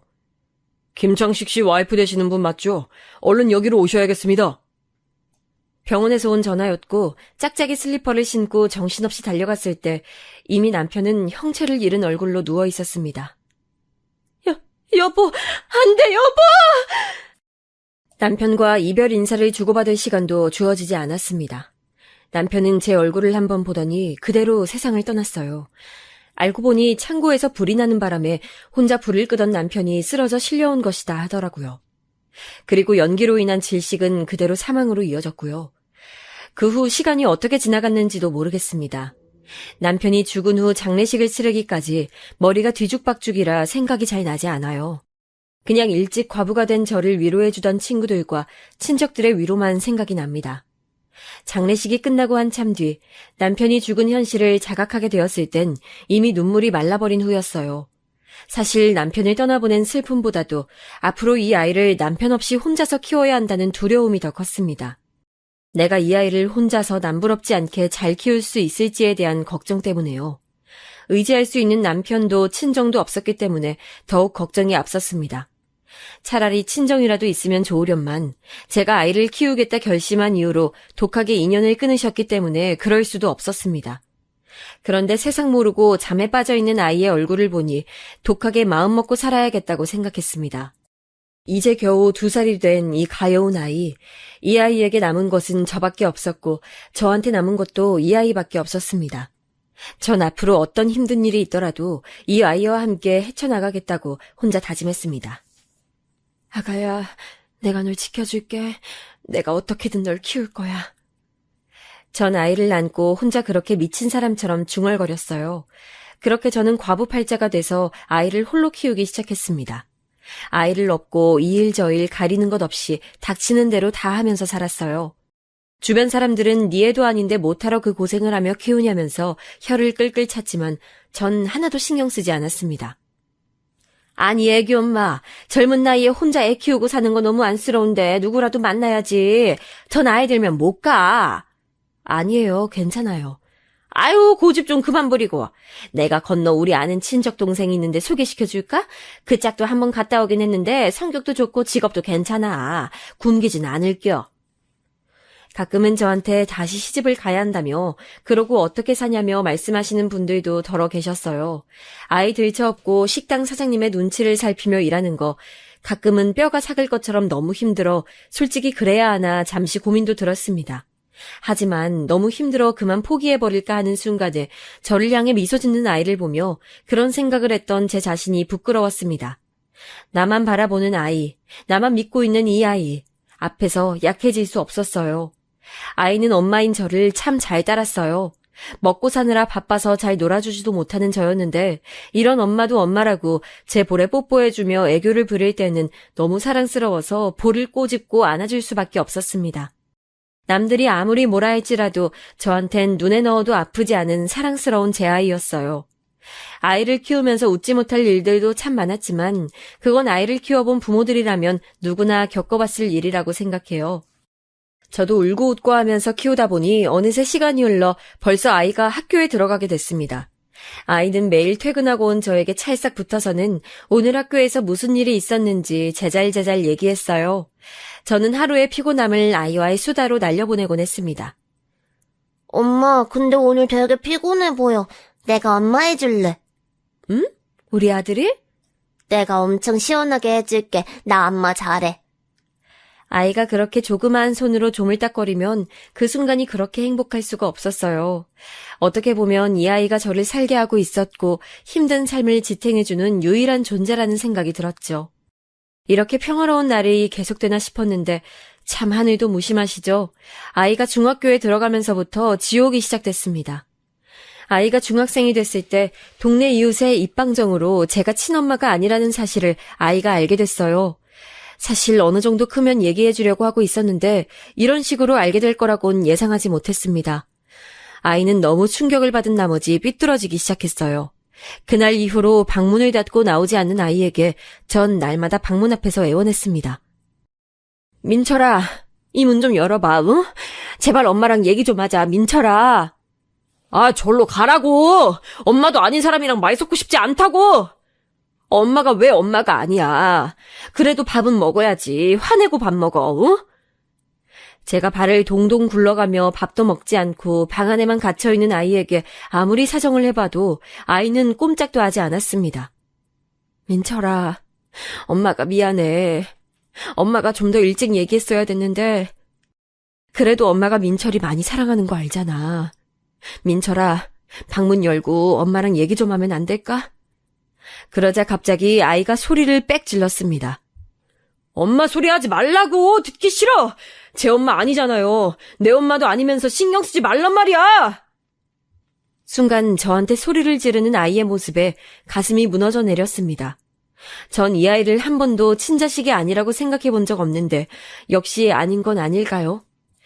아이가 받았을 충격에 너무나도 가슴이 아프고 또 제 마음을 몰라주는 아이 때문에도 가슴이 아팠습니다. 그날 이후로 아이는 방에서 나오긴 했지만 저를 거의 없는 사람 취급했어요.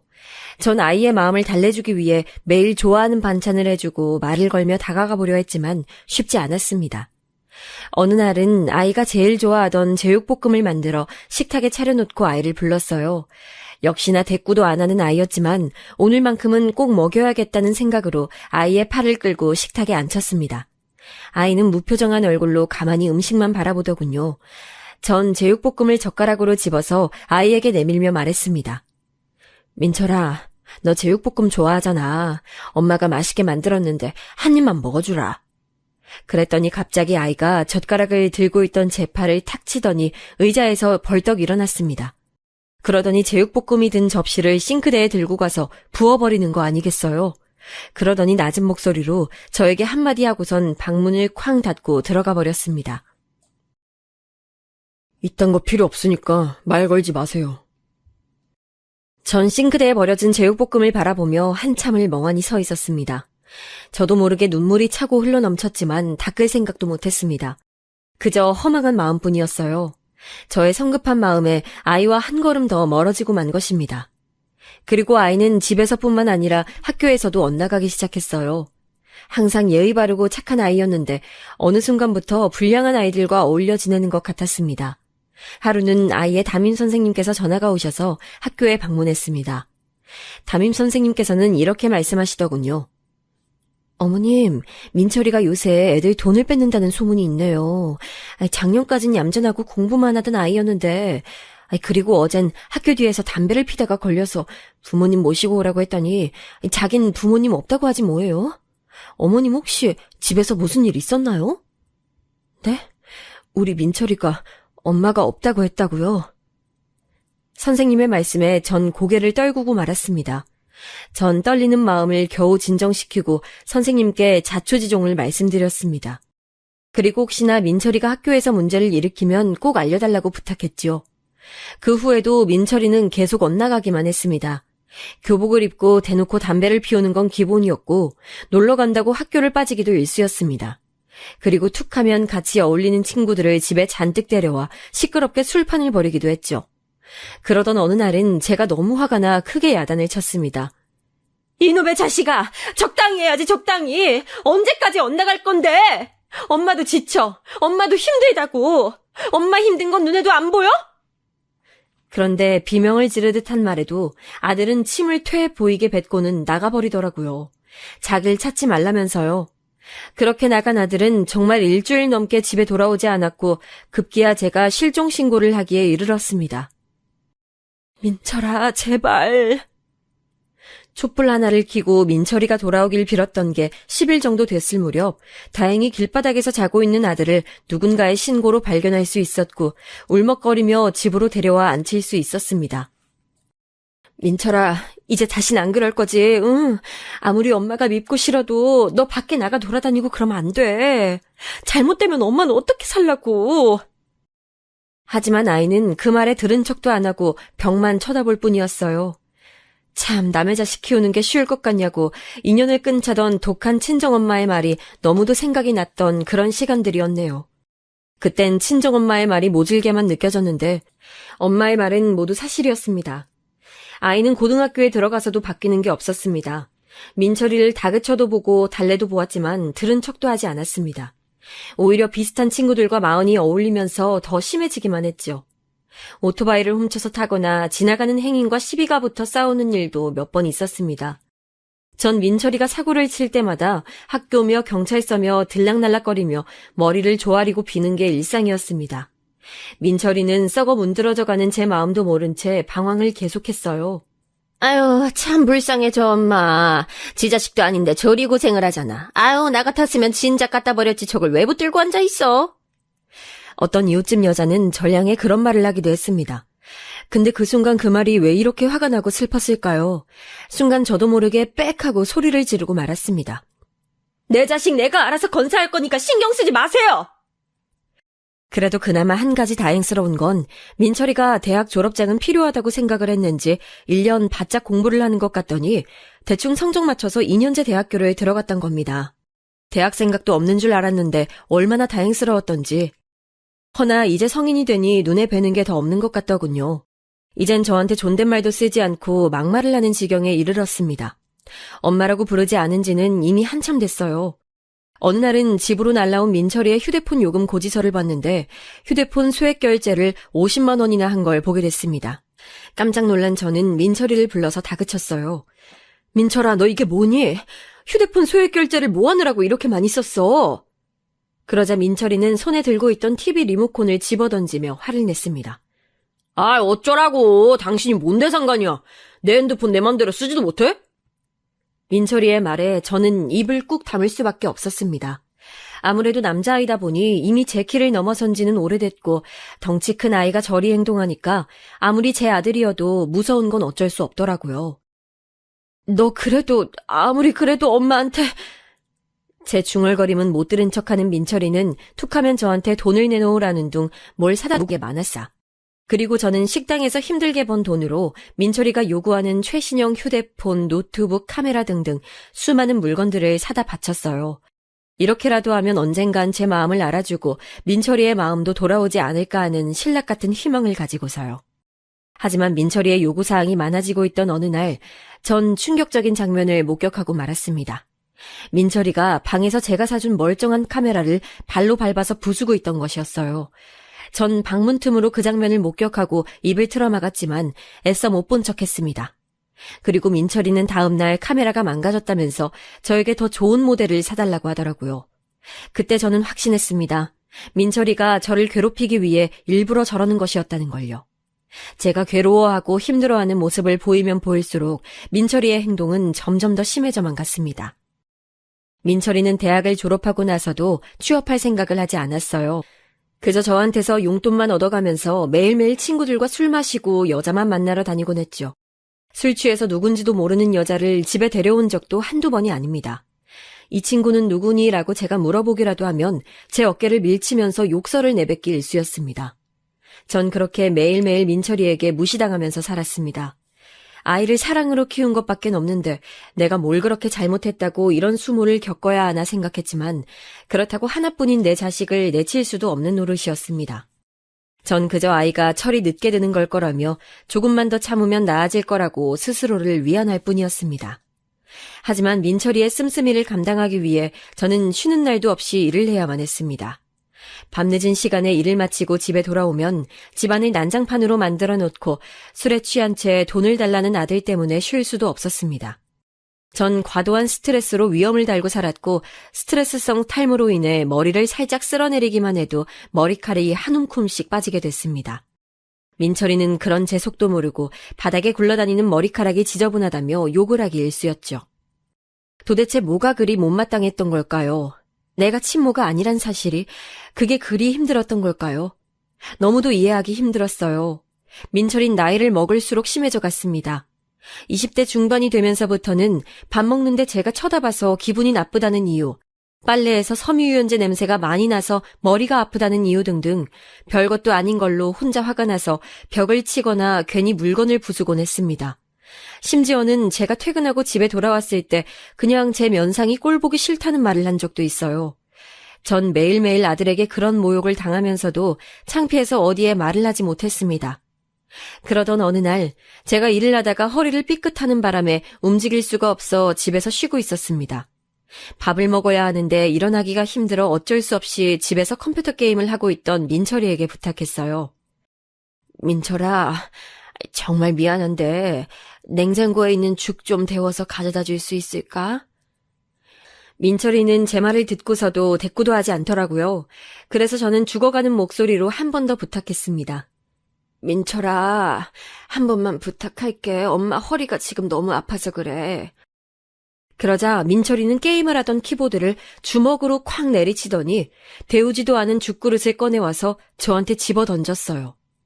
차가운 죽이 제 얼굴에 쏟아지고 죽을 담고 있던 플라스틱 용기는 바닥에 나뒹굴었습니다. 그러더니 저를 죽일 듯한 기세로 퍼붓더군요. 아우, 작작해라 진짜. 네가 나한테 해준 게 뭐가 있어? 아프면 나한테 난리치지 말고 병원으로 꺼지던지 아니면 조용히 어디 가서 죽어! 저한테 막말에 쏟아부은 민철이는 화를 주체하지 못하고 컴퓨터를 발로 쾅 찬 뒤 나가버렸습니다. 전 심한 충격에 얼굴에 묻은 죽을 닦을 생각도 못하고 그대로 누워서 절규하며 울었습니다. 그동안 민철이의 마음을 돌리기 위해서 수도 없이 노력했는데 결국엔 이런 비참한 꼴만 되고 말았습니다. 제 자신이 너무나도 불쌍하고 처량해서 견딜 수가 없었습니다. 어디 조용히 가서 죽어버리라는 민철이의 마지막 말이 제 가슴에 날카로운 비수가 되어 꽂혔습니다. 이런 꼴로 살 바에는 차라리 죽어야겠다고 생각했습니다.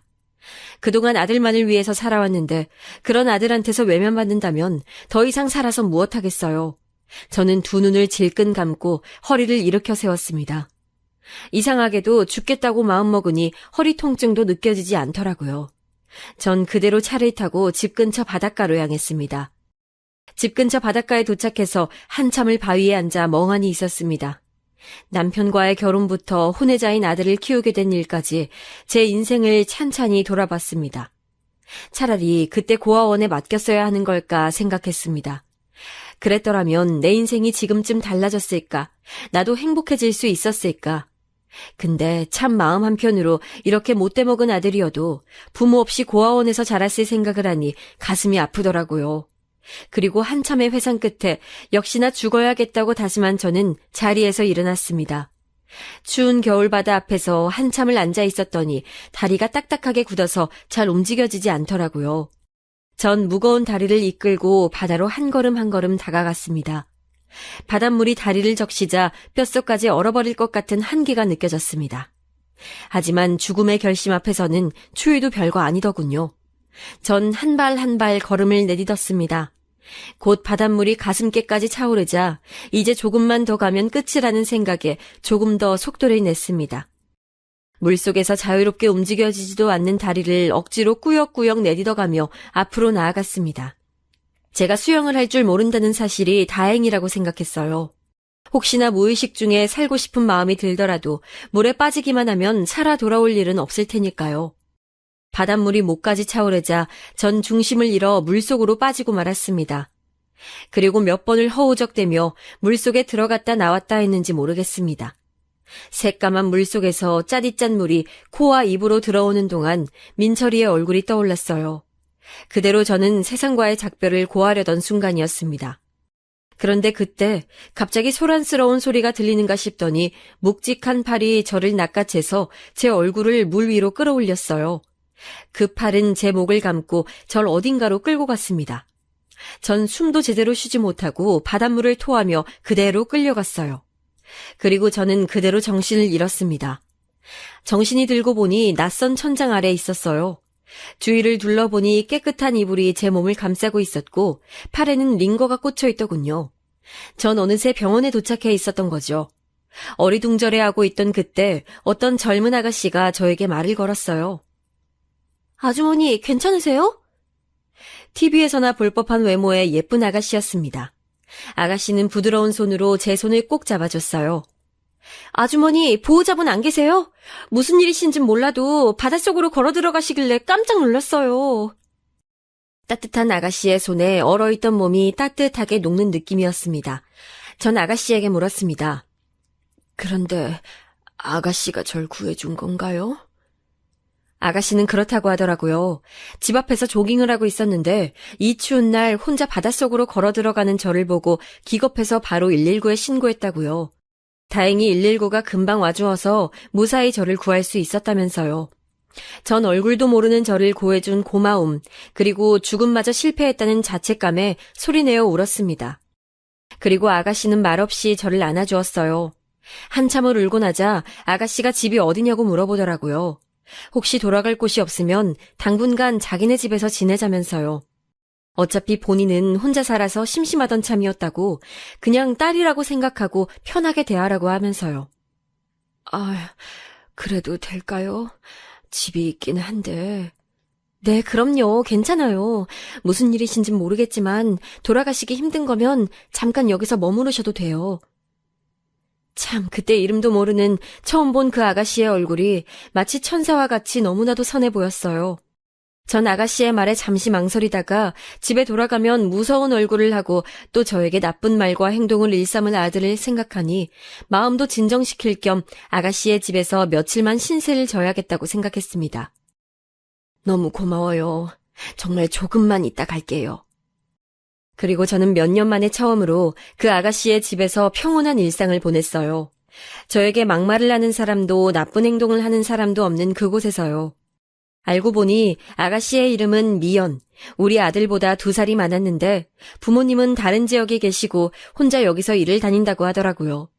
미연이는 저를 이모처럼 엄마처럼 대해줬어요. 왜 그랬는지 모르겠지만 미연이는 그저 제가 많이 안쓰럽고 심성이 고운 아이라 그랬던 것 같아요. 전 시간이 지나며 점점 마음을 열게 됐고 제가 왜 그렇게 바닷물에 빠지려 했는지 다 얘기하게 됐어요. 당시엔 어디 얘기할 데도 없었고 한풀이 하듯 털어놓은 이야기인데 미연이 눈물을 글썽거리며 절 꼭 안아주더라고요. 너무 힘들었겠어요. 나야말로 지내게 해줘서 고마워요. 전 며칠이 지나지 않아 미연이와 금방 친해져서 동네 사람들이 엄마와 딸인 줄 알 정도였습니다. 이모, 오늘 시장 갈 건데 같이 가요. 그럴까? 미연이는 저를 편하게 이모라고 불렀고 저도 조카 대하듯 말을 놓게 됐어요. 그런데 미연이와 지내다 보니 계속 같이 있고 싶은 욕심이 생겼어요. 아마도 처음 누려본 행복, 편안함 그런 것들이 너무 좋았나 봐요. 다행히 미연이도 저와 같이 있는 게 더 좋다고 해서 당분간 계속 여기에 있기로 했습니다. 제가 미연이의 집에서 지낸 지도 거의 한 달이 다 되어 가는데 아들은 연락 한 통 없더라고요. 처음에 제가 119에 실려갔을 땐 분명히 아들한테 연락이 갔을 텐데 신경도 안 쓰는 것 같았어요. 제가 사라져서 오히려 더 좋다고 하는지도 모르겠다는 생각이 들었습니다. 그리고 어느 날 저녁거리를 사가지고 오는 길에 미연이가 일하고 있는 카페에 들렀는데 어떤 남자 손님이 미연이에게 끈질기게 번호를 물어보고 있더라고요. 가까이 가서 보니 글쎄 제 아들 민철이었습니다. 전 당황해서 들고 있던 시장 바구니도 떨어뜨렸습니다. 아들도 저를 보더니 아이씨 하고 인상을 쓰고선 나가버리더라고요. 한 달 만에 아들을 봤더니 다시 심장이 철렁했습니다. 나중에 미연이에게 물어보니 요새 카페에 자주 찾아오는 손님인데 자기한테 관심이 있는 것 같다고 하더라고요. 저는 그 남자가 제 아들이라고 말해줬습니다. 제 사연을 들어서 알고 있던 미연이는 말없이 고개만 끄덕이더라고요. 그리고 며칠 뒤 미연이가 저를 앉혀놓고 말하더군요. 이모, 제가 민철 씨 이모한테로 돌아갈 수 있게 해드릴게요. 저만 믿어주세요. 전 미연이가 무슨 말을 하는 건지 알 수가 없었습니다. 그리고 그 이후 미연이는 데이트가 있다며 늦게 들어오곤 했어요. 알고 보니 민철이를 만나고 있더라고요. 전 사실 미연이가 너무 걱정됐습니다. 아무리 내 아들이어도 민철이가 얼마나 질이 안 좋은 애인지는 잘 알고 있었으니까요. 하지만 미연이가 집에 항상 웃는 얼굴로 들어오는 걸 보니 민철이가 미연이에게 나쁜 짓을 하거나 하진 않는 것 같았습니다. 어느 날은 미연이가 민철이를 만나고 오더니 쇼핑백 하나를 저에게 건네줬습니다. 민철이 돈으로 산 가방인데 민철이 몰래 저한테 주려고 제 취향으로 골랐다고 하면서요. 전 깜짝 놀라서 물었습니다. 민철이가 이런 걸 어떻게... 민철이 걔 돈도 없을 텐데... 이모, 민철 씨 요새 직장 다녀요. 제가 직장도 없는 남자 싫다고 했더니 그날로 정장부터 사고 집 근처 회사에 취직해서 다니더라고요. 이것도 첫 월급 받은 걸로 산 거예요. 정말로? 직장을 다닌다고? 전 믿어지지 않아 입을 쩍 벌렸습니다. 제 손으로 아르바이트 한 번 안 해본 민철이가 직장에 다닌다니요. 그전엔 민철이가 여러 여자를 만나면서도 한 번도 여자가 하라는 대로 하는 스타일이 아니었는데 미연이는 좀 달라나 봅니다. 그리고 어느 날은 미연이가 신난 표정으로 저한테 사진 한 장을 보여줬어요. 사진을 보니 깨끗하게 정돈된 우리 집이었습니다. 미연이가 민철이에게 자기는 깔끔한 남자가 좋다며 자기랑 결혼하려면 집 청소 잘하는 거 증명해달라고 했다지 뭐예요. 그래서 민철이는 미연이의 마음에 들고자 난장판이었던 집을 깨끗하게 청소한 후 인증사진을 찍어서 보냈던 거였어요. 그리고 미연이는 그 후에도 민철이가 만든 요리를 집에 가져오거나 민철이가 딴 자동차 면허증 사진을 보여주는 등 민철이의 달라지고 있는 모습들을 저한테 보여줬어요. 그리고 민철이와 찍은 사진들도 자주 보여줬는데 사진 속 민철이 얼굴은 제가 알던 아들과 같은 사람인지 모를 정도로 환한 표정을 짓고 있더라고요. 저는 민철이를 입맛대로 굴리는 미연이의 재주에 놀라기도 했지만 아직 속내를 드러내지 않은 아들이 언제 돌변할지 몰라 걱정이 됐어요. 그래서 미연이가 집에 들어오는 시간이 점점 늦어지자 전 미연이를 불러놓고 얘기했어요. 미연아, 이모가 정말 걱정돼서 그러는데 민철이가 너한텐 참 잘하지만 걔 언제 횟가닥 돌변할지 몰라. 그리고 너도 좋은 사람 만나서 시집 가야 되는데 괜히 나 때문에 마음에도 없는 민철이 만나면서 시간 낭비하지 말고 얼른 정리하는 게 좋겠구나. 이만큼 민철이 사람 만들어준 것만 해도 이모는 너무너무 고마워. 그러자 미연이는 방긋 웃으면서 대답했어요. 어머, 이모, 민철 씨 그럴 일 없어요. 제가 정말 장담할 수 있어요. 그리고요, 저 민철 씨 이모 때문에 만나는 것만은 아니에요. 솔직히 처음엔 제가 이모 아들 버르장머리 고쳐보자 하는 마음에 만난 게 사실이지만 만나다 보니 사실 민철 씨도 속마음은 여리다는 게 느껴지더라고요. 외모도 제 스타일이고요. 그리고 이모, 제가 민철 씨 이모한테 돌아가게끔 해준다고 약속한 거 아마 곧 지킬 수 있을 것 같아요. 조금만 더 기다려주세요. 저는 걱정 반 고마움 반에 미연이를 안고 토닥거렸습니다. 미연이가 약속을 못 지킨다고 해도 원망할 생각은 없었어요. 전 이 정도로도 충분히 만족하니까요. 그리고 미연이의 말처럼 약속한 그날은 금방 오고 말았습니다. 어느 주말 오후 데이트하러 간 미연이의 방을 청소하고 있던 참이었어요. 밤늦게 들어온다는 미연이의 말과는 달리 아직 저녁 먹을 시간도 안 됐는데 현관문 비밀번호를 누르는 소리가 들리더라고요. 전 현관 쪽으로 나가봤습니다. 어머 미연아, 너 오늘 늦게 온다고 하지 않았니? 제 물음에 미연이는 대답 대신 방긋 웃으면서 누군가의 손을 잡고 들어왔어요. 미연이의 손을 잡고 뒤따라 들어온 사람은 바로 제 아들 민철이었습니다. 민철이는 저를 보더니 쭈뼛쭈뼛 하면서 몸을 베베꼬았어요. 전 당황해서 어찌해야 할 바를 몰랐습니다. 멀끔하게 정장을 차려입고 깨끗하게 이발을 한 민철이의 모습은 집에서 보던 모습과는 완전히 딴판이었어요. 전 급하게 차를 내와서 거실에 앉았습니다. 앉지도 서지도 못하고 안절부절하고 있던 민철이를 미연이가 툭툭 쳤어요. 그러자 갑자기 민철이가 바닥에 넙죽 엎드렸습니다. 엄마, 죄송해요. 엄마한테 그동안 몹쓸 짓 많이 한 거 돌이킬 순 없지만 용서해 주세요. 전 민철이의 말에 깜짝 놀랐어요. 민철이의 입에서 나온 소리라곤 믿을 수 없었습니다. 이번엔 미연이가 무슨 말을 했길래 얘가 억지로 저한테 사과를 하나 했습니다. 그런데 민철이는 거짓이 아니라는 걸 증명이라도 하듯 온몸을 부들부들 떨면서 눈물을 뚝뚝 흘리더라고요. 엄마, 그동안 저 키우시느라 고생만 하셨는데 전 망나니처럼 굴어서 정말 죄송해요. 그냥 처음엔 엄마가 친엄마가 아니라는 사실에 화풀이를 하고 싶었던 것뿐이었는데 나중엔 그냥 다 받아주는 엄마가 미워서 더 그랬어요. 엄마, 전 천벌받을 자식이에요. 정말 죄송해요. 이런 말로 엄마의 분 풀리지 않을 거 알아요. 그래도 이기적이지만 사과는 드리고 싶었어요. 저는 떨리는 몸을 주체하지 못하고 바닥에 엎드려서 울고 있는 민철이에게 달려가 제 품에 안았습니다. 그리곤 민철이의 머리를 쓰다듬고 또 쓰다듬었어요. 품 안에 쏙 들어오던 그 작은 아기가 이제는 머리 하나만 품에 안길 정도로 커버렸다는 게 실감이 났습니다. 저는 눈물범벅이 된 얼굴로 민철이에게 괜찮아 하는 말만 해줬어요. 옆에 있던 미연이도 눈물을 훔치다가 으앙 하고선 달려와 안겼습니다. 저희 셋은 서로 눈물을 닦아주면서 울고 또 울었어요. 얼마 전 민철이가 죽그릇을 던졌던 그날 죽어야겠다고 다짐했던 저는 민철이의 사과 한마디에 10여 년간 쌓여있던 마음의 응어리가 한 번에 사라졌습니다. 그날 저를 죽지 못하게 바다에서 구해줬던 미연이는 제 인생에 다시 만날 수 없는 은인이고 기적이었습니다. 그리고 어느 정도 진정이 된 민철이에게서 들은 이야기는 이러했습니다. 처음엔 그저 한눈에 반한 미연이가 만나주겠다기에 하라는 대로 했을 뿐이라고요. 미연이가 하라는 대로 직장을 구해서 일을 하고 공부해서 자격증을 따고 집안일도 해보고 하면서 정상적인 삶을 살다 보니 정신이 차려지더랍니다. 그동안 엄마가 자기 때문에 얼마나 고생했는지 그리고 자기가 얼마나 최악의 짓을 했는지도 뼈저리게 느껴졌다고 하더라고요. 그래서 엄마한테 계속 사과하고 싶었지만 엄마가 어디에 있는지도 모르고 연락할 용기도 나지 않았답니다. 그런데 미연이가 저와 같이 살고 있다는 사실을 최근에 말해줬을 때 깜짝 놀라기도 했지만 드디어 엄마를 만날 수 있는 기회라는 생각이 들어 찾아오게 됐다네요. 전 이제라도 철이든 민철이가 대견하고 또 이렇게 민철이를 정신 차리게 해준 미연이에게 너무 고마워서 두 아이의 손을 양손에 꼭 잡았습니다. 제 인생의 가장 행복한 날이었어요. 그리고 그때 미연이가 할 말이 더 있다고 하더라고요. 그리고선 품 안에서 사진 한 장을 꺼냈습니다. 미연이가 건네준 사진을 보고 전 가슴이 뭉클해서 눈물이 다시 한번 쏟아졌어요. 그 사진은 태아의 초음파 사진이었습니다. 이모, 저 민철 씨 아이 임신했어요. 저 민철 씨랑 결혼할 거예요. 이제 이모가 아니라 어머니라고 불러도 될까요?